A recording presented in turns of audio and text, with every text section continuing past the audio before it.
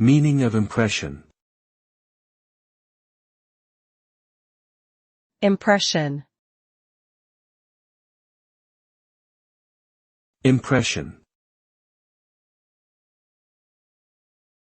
Impression. Impression.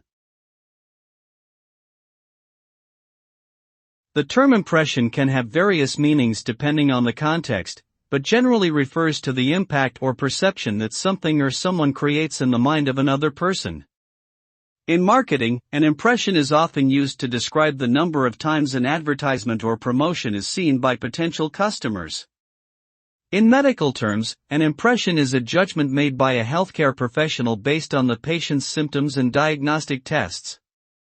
Overall, impression is a subjective evaluation or observation that influences how people think or feel about something.